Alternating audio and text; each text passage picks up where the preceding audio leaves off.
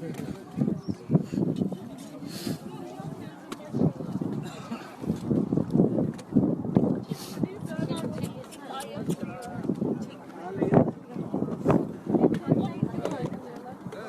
yok mu çantanızda?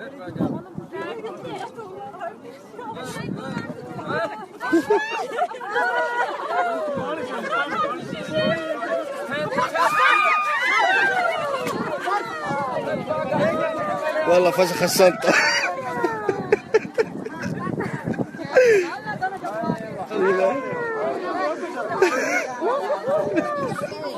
Ne yapacağım şimdi? Arabanın yapan ne yaptı ki ya?